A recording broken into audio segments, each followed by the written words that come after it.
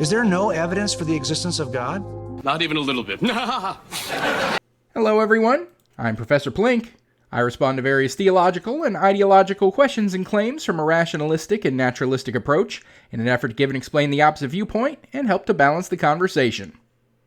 You know, I'd like to take a moment here to go off topic from my usual theological focus and remind everyone that as you get older, it is of crucial importance that you schedule a colonoscopy as you approach middle age. This is important in order to find any polyps or cancer in that region before it grows too advanced to successfully treat. And so, if you're looking to get your own colonoscopy on the schedule, I would like to offer my services in performing this very important procedure for you. And what are my qualifications, you ask? Well, I may not be a trained and licensed gastroenterologist. However, I did spend 4 years as a crossing guard for my local elementary school, and I think that more than qualifies me to roto-rooter your poop shooter. I take my cues from the J. Warner Wallace School of Trust Me Bro-ology. You see, J. Warner Wallace was a police detective who decided that he was just the absolute best and most qualified person to talk authoritatively about the life, death, and alleged miracles of Jesus Christ. A theological and historical figure who would have lived over 2,000 years ago in a part of the world that Wallace has never been to. Now, is Wallace a historian? No, sir. An anthropologist? Afraid not. How about a theologian? Nuh-uh. So what in the world qualifies him to set himself up as some kind of trusted expert on this matter? Well, about the same thing that gives me the confidence to insist that I'm qualified to go poking around your downtown Cutter Brown. Which is to say, nothing whatsoever. Now, to be clear, one does not need an advanced degree to give their opinion on just about anything, nor to try to convince other people to share in that opinion. Even when it comes to theistic belief and religious conviction, I don't have any problem with Wallace sharing what he thinks about these matters. The problem is when he tries to establish himself as an authority figure on the matter with knowledge and insight into the life and supposed divine magic of Captain J.C. Crossrider beyond what any Tom, Dick, or Harry might have. Because you see, he was a detective. He solved cold cases.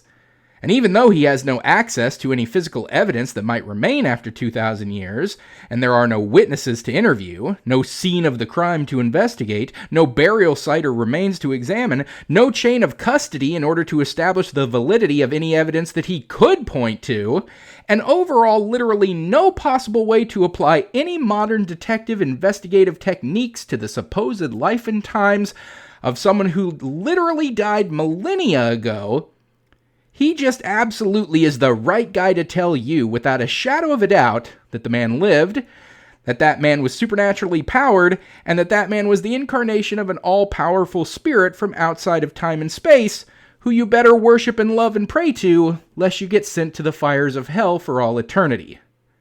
And you can trust him on the matter, because he was a police officer.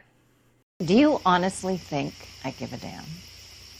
So today, we're going to be giving old J. Warner Wallace a listen to see if he does, in fact, have any good reason to insist upon the God that he so wants us to believe, and that he is the expert in determining the truth of. So let's hear him out and decide if he's got anything solid, or if he's just full of hot air. But before we get to that, if you end up liking what you see in this video and would like to help out the channel, make sure to subscribe and click the bell so you'll always be notified when new content comes out. Check out my social media, including my Patreon, Twitter, and Blue Sky, all linked in the description. And of course, like this video, pop in a comment. All that goes a long way towards pleasing the YouTube algorithm. Every educated element explores existence, experiencing evidence, evolves entities, exemplifying esteemed empirical endeavors, ethics and evolution, and exempting ephemeral esoteric establishments. May keep my channel motoring along. Now on to today's video. I hear this all the time. Well, you cannot prove God's existence with evidence. It's really? Is that true? Is there no evidence for the existence of God? Well, I learned one thing working criminal trials. There's only two forms of evidence, right? There's direct evidence and indirect evidence. That's it. That's every form of evidence that we use when making a case in front of a jury. I mean, I suppose that's true, given that direct and indirect evidence would be a true dichotomy. But I mean, right off the bat, the larger problem here is the major problem with your entire approach to apologetics, Wallace. Why should we give a shit what you would do if you were in a court of law trying to establish something to a jury? I mean, this is theology. This is philosophy. We don't use the rules and standards of evidence in a court of law to decide what we think and believe about the nature of existence, or life and death, or whether or not there is a God. And trust me, you don't want us to. Because I've seen enough episodes of Law and Order that if you really wanted to apply courtroom rules of evidence and case presentation and cross-examination to all of this, it would most definitely not go well for your side. I mean, for one, you would be tasked with proving the existence of God beyond a reasonable doubt. See, the burden of proof in a legal case is decidedly on the prosecution, and that would be you in this case. You are trying to establish God as being guilty of existing. As an atheist, I don't have to prove anything. I only would need to establish reasonable doubt that it's possible that your God doesn't exist. So, whereas many an apologist like to argue that they're just leaning towards what they believe to be the most likely explanation for the existence of the universe and the earth and the life we see on it, and that explanation is a magical cosmic spirit that did it all with God magic, you don't get to do that. You would have to prove your case beyond a reasonable doubt. And I'm fairly certain you aren't going to be able to do that. And as far as trying to establish the existence of God with so-called evidence, I mean, good luck, Charlie. The objections are going to be off the chart. Direct and indirect evidence. Now, direct evidence is of one kind. It is eyewitness testimony. If it's not an eyewitness who can tell you what happened, who did it, and can describe the entire event for you, then you can't use direct evidence. Now, indirect evidence is everything else. And in cases like mine, DNA evidence, that's indirect. Fingerprints, indirect evidence. Behaviors people observed, indirect statements he made, indirect evidence.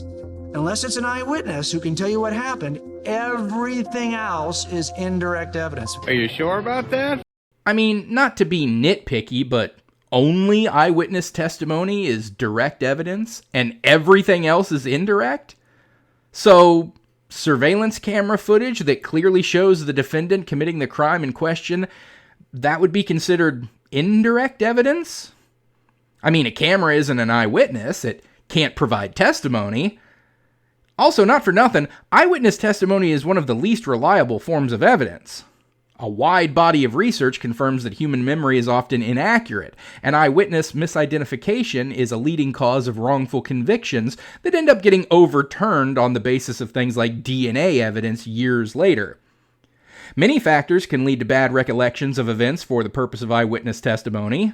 Things like high stress and trauma during the alleged events, poor viewing conditions of the events, memory decay, the cross-race effect, leading questioning during depositions, improper lineups, lack of unbiased instructions, etc.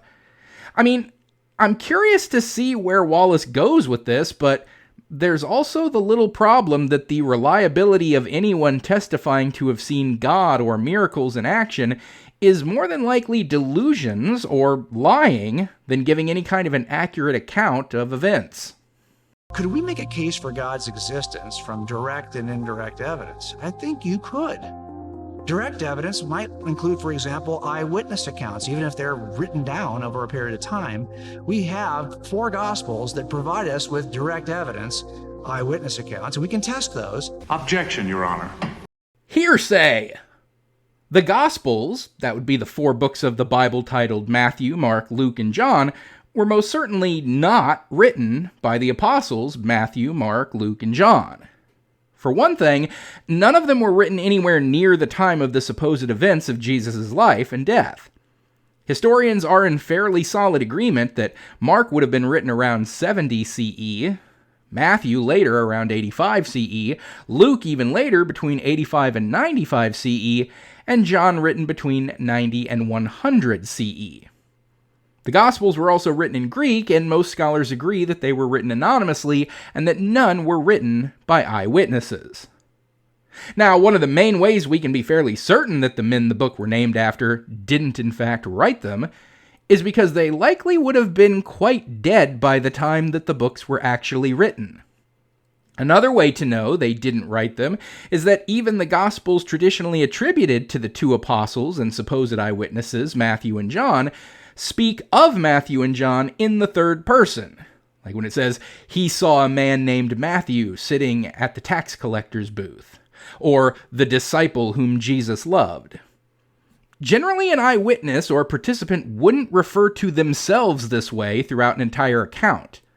So even if they had lived to the extremely old age that they would have been required to be in order to write the Gospels at the time they were written, they would have been nearing triple digits in age, and they would have been extremely old men recalling incidents that would have been taking place 50 years prior. One could easily argue that time and age had dulled their recollections, but we don't even need to go that route because since they didn't write any of the Gospels, all of the Gospels are retellings of stories that were told to the actual authors, likely by people who had had it told to them, by people who had had it told to them. In other words, the Gospels are not eyewitness testimony. They are not direct evidence. They are hearsay accounts at best. And hearsay is not allowed in a court of law.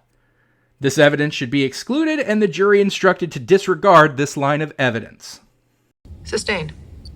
And by the way, if there's a person historically who rose from the grave with the power of God, and you have an eyewitness account that chronicles that, and if you test the eyewitness account and it passes all with flying colors, why would you not consider that to be sufficient evidence to believe that God exists? Because, for one, we don't have eyewitness testimony, as we just spent 5 minutes going over. But to go over your question a bit more thoroughly, if you had eyewitness testimony of, say, someone being abducted by aliens, why wouldn't that be sufficient for you to believe that aliens exist and are abducting people? If you had eyewitness testimony that Bigfoot exists and someone claims to have seen Bigfoot wandering around the woods, why wouldn't that be sufficient for you to believe in Bigfoot? If someone came forward with eyewitness testimony of leprechauns, or fairies, or unicorns, or dragons, or any other fanciful supernatural creature, why wouldn't that be sufficient for you to believe in any of their stories? Could it perhaps be that there are a number of other, more likely explanations that make a hell of a lot more sense than their stories being accurate? Like hallucinations, misidentification of what they saw, psychosis, or out-and-out lying. All more likely explanations. But then you stretched it further and said that the eyewitness testimony was testable, and it passed all the tests with flying colors. In what world does anything in the Bible pass all of the tests with flying colors? Let's say, for the sake of argument, that the apostles did write their books, and the Gospels aren't hearsay accounts written decades after the fact by non-eyewitnesses. Well, what tests did you do on the Gospels to conclude that they were not fabrications by those four men who were just colluding together to spin a tale about the death and resurrection of Jesus in order to bolster the faith that they had dedicated themselves to, and they did all this in an effort to convert lots more people under the auspice of the idea that lying about what happened was okay so long as it brought more people into the faith. An idea that many apologists for all manner of religions have to this very day. And then the inartful collusion and lies by these four men account for the inconsistencies of the Gospels and all of the times that they got the dates and times and order of events wrong, or at least in disagreement with each other, all over the place. Basically, they didn't get their story straight before they decided to spin their yarns.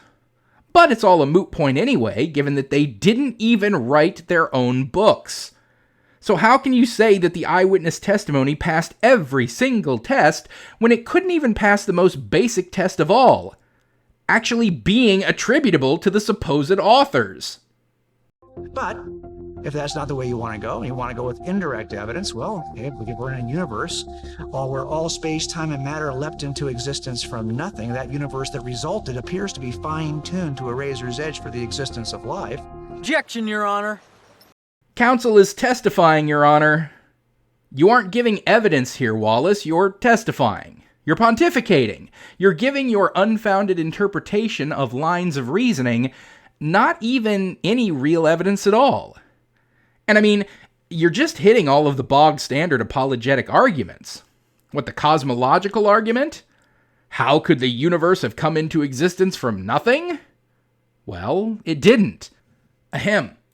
The Big Bang is not the explosion of the universe out of nothing. It is the expansion of the current presentation of our universe from an initial state of high density and temperature.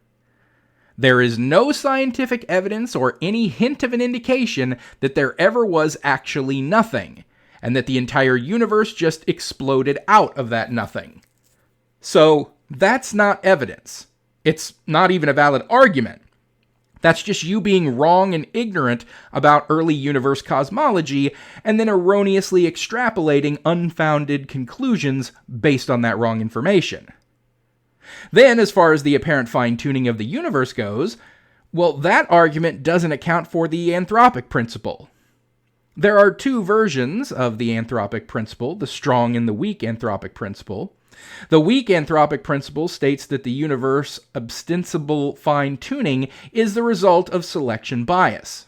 Observers exist only in universes capable of developing and sustaining sentient life, and the weak anthropic principle does not imply any intentional fine-tuning or design. Then the other kind, the strong anthropic principle, suggests that the universe must have those properties which allow life to develop within it at some point in its history. This implies the universe is in some sense compelled or eventually will have conscious and sapient observers. Now, some interpretations of strong anthropic principles suggest the universe may exist for the sake of sentient life, but even this version does not necessarily commit to the idea of intelligent design or any kind of God being behind it, as having the qualities for sentient life to arise could just be a brute fact of the nature of the universe itself, and that the universe cannot not have these properties. But even if you don't agree with the anthropic principle, you can't discount it out of hand, and it most certainly establishes reasonable doubt that the apparent fine-tuning of the universe isn't, in fact, finely tuned at all. So, both the cosmological and fine-tuning arguments, by the way, arguments being what they are and not any kind of actual evidence, are speculative, they're argumentative, and wholly insufficient lines of reasoning that should be stricken from the record. Sustained. Not only that, life emerges from non-life in a way that is still yet, no one can explain that even now. There are origin of life studies that still cannot explain how life emerges from non-life. And when it does emerge, it has a very commonly held observation that biology displays at least the signs of design, the attributes of the appearance of design. Objection, Your Honor. Improper opinion. Whenever apologists try to claim that science has absolutely no idea how life could possibly come into existence without the aid of some supernatural, divine creator God, they're flat out lying to you. They would have you believe that origin of life research has been totally stagnant for decades, and even though we know what DNA and RNA are, and that they are the fundamental genetic foundations for all organic life, we simply have no clue how any of it could come about naturally, therefore leading to the inescapable conclusion that it has to have come about supernaturally. Now, even if that were true, and it's not, and life had to have come from some supernatural origin, that in no way points solely and singularly to it having to have been done by not only some God, but their proposed God. But it's just flat out wrong from the outset. Fact is, science does know how DNA and RNA can occur and arise naturally. NASA scientists studying the origin of life have reproduced uracil, cytosine, and thymine, three key components of our hereditary material, in the laboratory. They discovered that an ice sample containing pyrimidine exposed to the ultraviolet radiation under space-like conditions produces these essential ingredients of life. Pyrimidine is a ring-shaped molecule made up of carbon and nitrogen and is the central structure for uracil, cytosine, and thymine, which are all three part of a genetic code found in ribonucleic, RNA, and deoxyribonucleic acids, DNA. RNA and DNA are central to protein synthesis, but also have many other roles. We have demonstrated for the first time that we can make uracil, cytosine, and thymine, all three components of RNA and DNA, non-biologically in a laboratory under conditions found in space, said Michael Nuevo, research scientist at NASA's Ames Research Center, Moffett Field, California. We're showing that these laboratory processes, which simulate conditions in outer space, can make several fundamental building blocks used by living organisms on Earth. And this isn't some brand new, cutting-edge discovery that only just recently happened and hasn't quite permeated into the general knowledge base of those looking into origin of life research. This information is 10 years old now. So, when apologists like Wallace, someone who should know a little something of DNA research, seeing as it's one of those indirect kinds of evidence that he himself mentioned a little bit ago, tries to tell you that science has no idea how these kinds of genetic materials could form naturally, he is either unaware of what science has actually found, or he's lying to you because he doesn't want you to be aware of what science has actually found. Either way, his saying that science has no idea how life could form naturally is an improper opinion that goes against the evidence and should be stricken from the record. Sustained. But also, we're in a universe in which we have minds that act freely. We are in a universe that has objective, transcendent moral truths. We are in a universe in which we sense the presence of evil or the existence of evil. And we have to have some type of high moral standard of righteousness to even detect such a thing. Objection, Your Honor. Relevance, Your Honor? Having a mind that can act independently is no indication of a god. It's an indication of having a functioning neural system.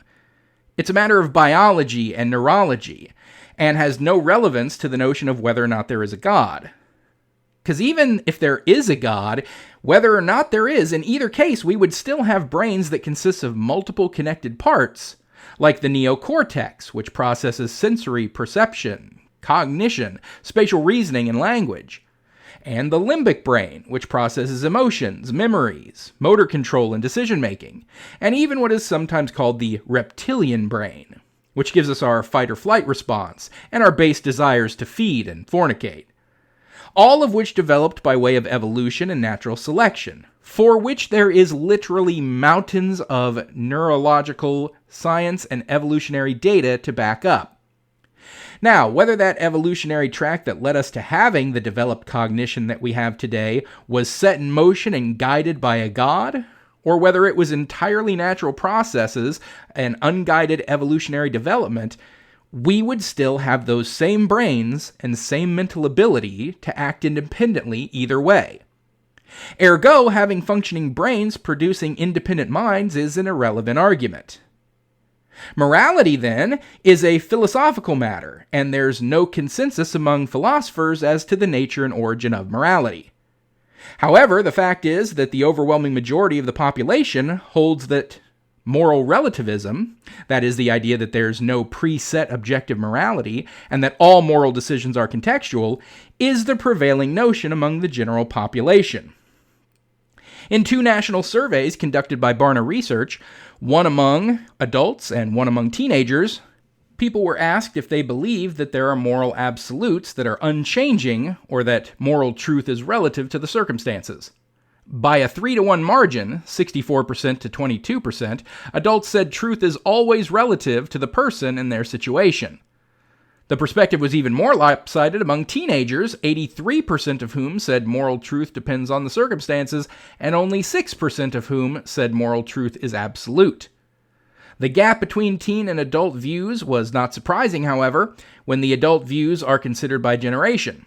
While 6 out of 10 people 36 and older embraced moral relativism, 75% of the adults 18 to 35 did so. Thus, it appears that relativism is gaining ground, largely because relativism appears to have taken root with the generation that preceded today's teens. So, given that moral relativism seems to be the more widely accepted notion, it would be assuming facts not in evidence to just blurt out that moral truths exist and everyone knows it, as Wallace just did. He didn't even attempt to argue for it, he just stated it as if it were a known thing, when it's clearly not. Therefore, his line of reasoning for the existence of God because of our brains working, or that he insists on morality being objective, are irrelevant and assumed conclusions and should be stricken from the record. Sustained. Look, these are indirect attributes of the universe that we could make a case. We could use these as evidence to make a case for the existence of God. Because it turns out that if there is a God, he is the best explanation for those attributes of the universe. And that's all we're trying to do in a crime scene, right? Is figure out which suspect will best explain the evidence in our crime scene. No, Wallace, you aren't. That may be what you do among yourselves, you and your fellow police officers, in order to narrow your scope of possible culprits down to specific persons of interest, and ultimately your most likely suspects. But in court? No, you are absolutely not trying to just establish the most likely candidate. You are tasked to prove the suspect in question guilty beyond a reasonable doubt. It most certainly is not just a preponderance of the evidence. It's not a 51% likelihood that you're trying to establish. Guilt beyond a reasonable doubt. You are accusing God of being guilty of existing. You need to establish that beyond a reasonable doubt. I not only continue to have very reasonable doubt that your God exists, but thus far, given your improper and invalid direct evidence, and your improperly argued lines of reasoning, which you classify as indirect evidence, when it isn't even that, they're arguments, and arguments are not evidence, well, not only has prosecution failed to meet its burden of proof, there wouldn't even be enough probable cause for this case to see an actual trial. As of now, I would be filing a motion to dismiss. So, do you have anything in the way of actual evidence you would like to go over here today? Let me give you another way of thinking about this. What kind of evidence would even suffice? What are we really looking for here? I always ask that question because if what they want, if what they need is for God to come right now and act miraculously in this moment and write their name in the stars or write their name on the side of the mountain, well, I can't make that happen for you. So I don't think we can have a productive conversation if that's the kind of evidence you need. Objection, Your Honor. Move to strike, Your Honor. I mean, this is just Wallace becoming belligerent. Well, what kind of evidence do you expect from me? Want me to march God in here to slap you in the mouth or fart in your face? Give me a break here. I mean, come on, would you as a detective sit on that witness stand and say something like that to the jury? Hey, what do you want from me? To just walk in here with high-def videotape from a dozen different angles of the perp dumping the body while holding up his driver's license and social security card? Give me a break, guys. Just agree with me already. Wallace, this has nothing to do with anything. This is just you getting testy that your bad rationales and your inconclusive evidence isn't enough to come within a country mile of proving your case. And so you're just getting huffy about it. But to answer your question, what kind of evidence would be sufficient? Well, if your all-powerful God did exist, he would be more than capable of providing whatever evidence each and every individual would require for them to believe.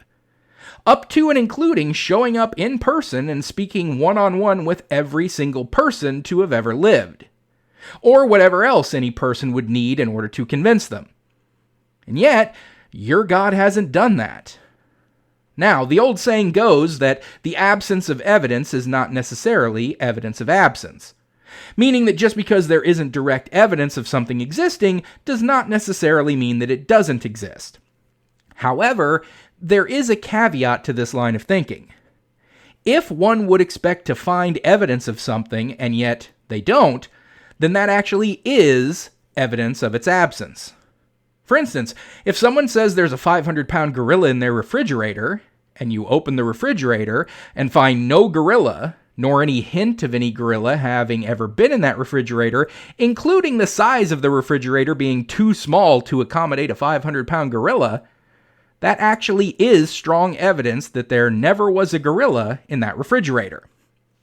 Now, an all-powerful God being who would be fully and effortlessly capable of providing any and all evidence that anyone would require in order to believe in its existence, and who's expressly described as wanting everyone to believe in it so that it can have a personal relationship with each and every person, that God not providing that evidence is actually strong evidence that that God does not, in fact, exist. So I move that Wallace's belligerent bloviation be stricken from the record. Sustained. So for example, as I look at the information in DNA, and I see how those nucleotides are arranged in that longest molecule known to humans, DNA, and I see that that information, those nucleotides are arranged in a code that is informative, that is information, and I realize from all my past experiences anywhere that information always comes from the mind of an intelligent being. Why would I not then look for a who to explain the information in DNA? Objection, Your Honor. Non-responsive, Your Honor. I mean, Wallace, you're supposed to be answering questions and offering and explaining evidence, not asking questions.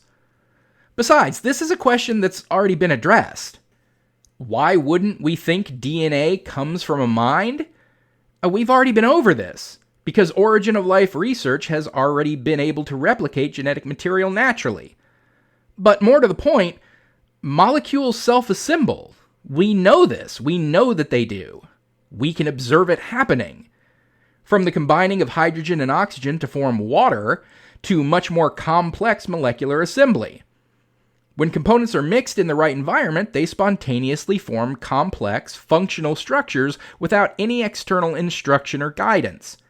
Even when it comes to DNA, like you mentioned, the two complementary strands of DNA self-assemble through hydrogen bonds formed between the bases, A with T, C with G. When separated, the strands will zip back up again, demonstrating self-recognition and reassembly. Now, asking how come they do that is as wrong-headed as asking why fire burns things instead of freezing them. Fire burns things because of what we understand about thermodynamics. But even with all of our understanding of thermodynamics, you could still say, "Nuh-uh, that's not why fire burns. It's because God wants fire to burn." Similarly, we understand how DNA assembles and how all molecules assemble, and how it causes the genetic realities that it does for the organisms that DNA is a foundation for, through things like our understanding of chemistry, and hydrogen bonding, and protein folding, and come right down to it, just our understanding of physics and the strong nuclear force. But someone could still say, "Nuh-uh, that's not why molecules hold together. It's because God wants those things to hold together." At the end of the day, this is really just the same as the mindset that underpins the fine-tuning argument. You're just insisting that DNA is complex and that complexity can only happen if it's designed by some intelligence. But that's just an unsubstantiated claim. It relies on the unfounded assumption that the default state of everything in the universe is simplistic chaos. And for there to be any structured order to anything more complex than a single atom, then it requires supernatural divine intervention. But this is not proven. It's not an established fact. It is entirely possible, and likely even, that both order and chaos are natural states, and that, given the fundamental forces of the universe, which we can view as brute facts of existence, that systems of increasing complexity are inevitable to arise on their own, devoid of any intentionality or design. And since the entire DNA must be designed by magic diatribe is an argument that we've already dealt with earlier in this video, and that it's based on false misunderstandings or ignorance of science, I'd like it stricken from the record. Sustained. And although he's applied in a number of countries for Pastafarianism as a recognized national religion, he's been denied everywhere he applied. Why? Why would that be the case? Well, in large part because people understand and governments understand and nations understand the difference between religious claims and fictional claims. Objection, Your Honor. Irrelevant, Your Honor. Whether or not Pastafarianism, or the flying spaghetti monster religion, is classifiable as an actual religion or just a way to make fun of theists has absolutely no bearing on whether or not a god actually exists. But I almost did a spit take at your reasoning on this one, Wallace. You say governments are able to tell the difference between a religious claim and a fictional one? Well, correct me if I'm wrong, but I'm not.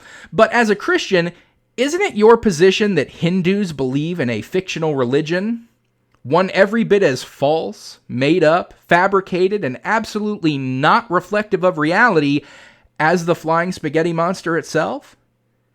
Isn't it your position as a Christian that Islam is a false faith, where the true faith of Christianity was warped and bastardized by a false prophet, and therefore a fictional religion? Isn't it your contention as a Christian that all ancient pantheistic beliefs, such as those of the ancient Greeks or Romans who believed in many gods like Ares or Odin or Neptune, were all fictional religions? And yet in all of those cases, the governments of the day and of those locations validated and canonized those belief systems. So which is it? Are governments fully able to tell the difference between real and fake religions, therefore meaning that every religion that has ever been lauded and recognized by any world government must be true, meaning that basically every major religion throughout all of human history and every god that they've prayed to all really exist? Or do governments have no ability to ascertain the truth value of any religious belief and are more reflective of the general consensus of the people and the culture of the day in which faiths they decide to recognize and legitimize? And that governmental recognition is in no way indicative of theological reality. And that's about all of J. Warner Wallace that I can stomach for one day. For fuck's sake, if you were to look up lying fraudster in the dictionary, well, you wouldn't find anything because that's two words, not one, and that's not how dictionaries work. But someone should purchase the domain name for lyingfraudster.com and just plaster a bunch of pictures of J. Warner Wallace all over it. When it comes right down to it, all Wallace has are run-of-the-mill, old standard, weak and tired Christian apologetics. Absolutely nothing here that hasn't been seen and debunked and responded to 1,000 times before. Most of it based on ignorance, misunderstanding, wishful thinking, or outright lying. I try not to attribute to malice what can be more easily explained by stupidity, but Wallace is one of those apologists who is at the level of notoriety that there is simply no way the atheistic objections to his apologetics have not been brought up to him time and time and time again. And yet, he continues to ignore those objections and just defaults back to his script of nonsense as if it were uncontested truth. Oh, the Gospels are irrefutable eyewitness testimony to the miracles and resurrections of Jesus. No, they are hearsay accounts written by anonymous authors many years after any actual eyewitnesses were dead and gone, and decades after the alleged events that they supposedly chronicled.